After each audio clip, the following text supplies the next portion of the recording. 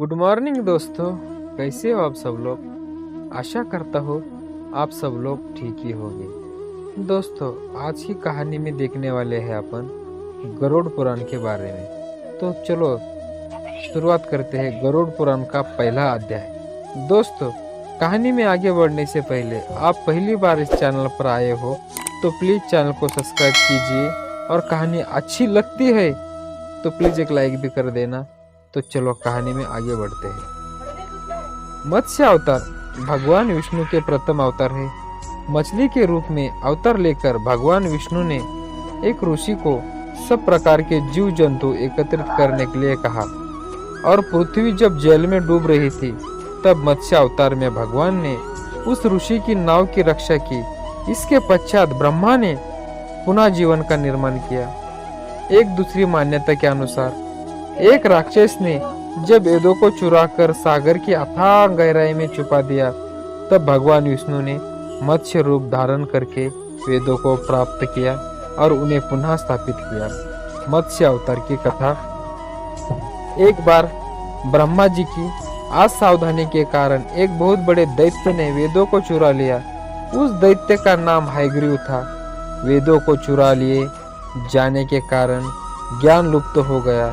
चारों ओर अज्ञानता का अंधकार फैल गया और पाप तथा अधर्म का बोलबाला हो गया।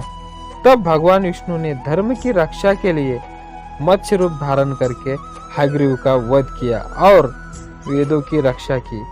भगवान ने मत्स्य रूप का किस प्रकार धारण किया, इसकी विस्मरणीय कहानी इस प्रकार है।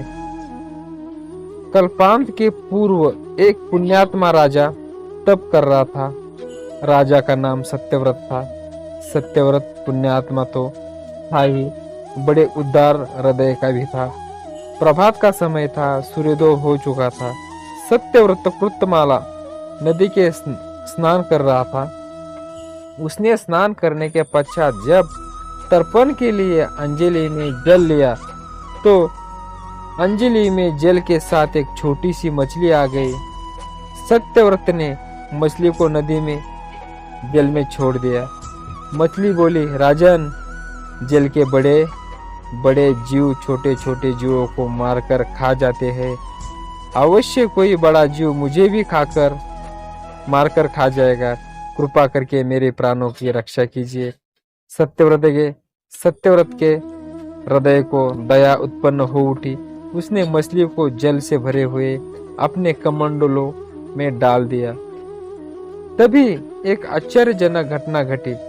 एक रात मछली का शरीर इतना बढ़ गया कि कमंडलू उसके रहने के लिए छोटा पड़ने लगा। दूसरे दिन मछली सत्यव्रत से बोली, राजन, मेरे रहने के लिए कोई दूसरा स्थान ढूंढिए, क्योंकि मेरे शरीर बढ़ गया है। मुझे घूमने फिरने में बड़ा कष्ट होता है। सत्यव्रत ने मछली को कमंडलू से निकालकर पानी में भरे हुए मटके में रख दिया। यहाँ भी मछली का शरीर रात भर में ही मटके में इतना बढ़ गया कि मटका भी कम पड़ने लगा। दूसरे दिन मछली पुनः सत्यव्रत से बोली, राजन, मेरे रहने के लिए कहीं और प्रबंध कीजिए, क्योंकि मटका भी मेरे रहने के लिए छोटा पड़ रहा है। तब सत्यव्रत ने मछली को निकालकर एक सरोवर में डाल दिया, किंतु सरोवर भी मछली के लिए छोटा पड़ गया। इसके बाद सत्यव्रत ने मछली को नदी में और फिर भी उसके बाद समुद्र में डाल दिया।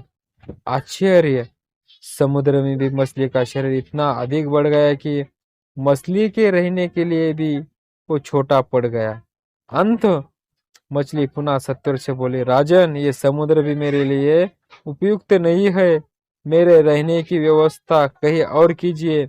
अब सत्यव्रत विस्मित हो उठा। उसने आज तक ऐसी मछली कभी नहीं देखी थी। वो स्मरणीय हो भरे स्वर में बोला, मेरी बुद्धि को विस्मय के सागर में डुबो देने वाला आप कौन है? मत्स्य रूपधारी श्री हरि ने उत्तर दिया, राजन, हयग्रीव नामक दैत्य ने वेदों को चुरा लिया है।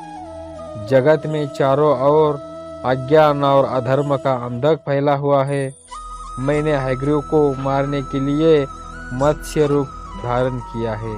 आज से 7वें दिन पृथ्वी प्रलय के चक्र में फिर जाएगी, समुद्र उमड़ उठेगा, भयानक वृष्टि होगी, सारी पृथ्वी पानी में डूब जाएगी, जल के अतिरिक्त कहीं कुछ भी दृष्टिगोचर नहीं होगा। आपके पास एक नाव पहुंचेगी, आप सभी अनाजों और औषधियों के बीजों को लेकर सप्त ऋषियों के साथ नाव पर बैठा जाएगा। मैं उसी समय आपको पुनः दिखाई पड़ूंगा और आपको आत्म तत्व का ज्ञान प्राप्त करूंगा। सत्यव्रत उसी दिन से हरि का स्मरण करते हुए प्रलय की प्रतीक्षा करने लगे। 7वें दिन प्रलय का दृश्य उपस्थित हो उठा। समुद्र भी उमड़कर अपनी सीमाओं से बाहर बहने लगा, भयानक वृष्टि होने लगी। थोड़ी ही देर में सारी पृथ्वी का जल जल हो गया, पृथ्वी जल में समा गई। उसी समय एक नाव दिखाई पड़ी। सत्यव्रत सप्त ऋषियों के साथ उस नाव पर बैठ गए। उन्होंने नाव के ऊपर संपूर्ण अनाजों और औषधियों के बीज भर लिए। नाव प्रलय के सागर में तैरने लगी। प्रलय के उस सागर में उस नाव के अतिरिक्त कहीं कुछ भी नहीं दिखाई दे रहा था। सहसा मत्स्य रूपी भगवान प्रलय के सागर में दिखाई पड़े। सत्यव्रत और सप्त ऋषिगण मत्स्य रूपी भगवान की प्रार्थना करने लगे। भगवान से आत्मज्ञान पाकर सत्यव्रत का जीवन धन्य हो उठा। वो जीते जी ही जीवन मुक्त हो गए। प्रलय का प्रकोप शांत होने पर मत्स्य रूपी भगवान ने हैग्रीव को मारकर उसने वेद छीन लिए। भगवान ने ब्रह्मा जी को पुनः वेद दे दिए। इस प्रकार भगवान ने मत्स्य रूप धारण करके वेदों का उद्धार तो किया, साथ ही संसार में प्राणियों को अमित कल्याण किया। दोस्तों, इतनी छोटी सी कहानी आपको अच्छी लगी तो प्लीज़ एक लाइक कर देना। तब तक के लिए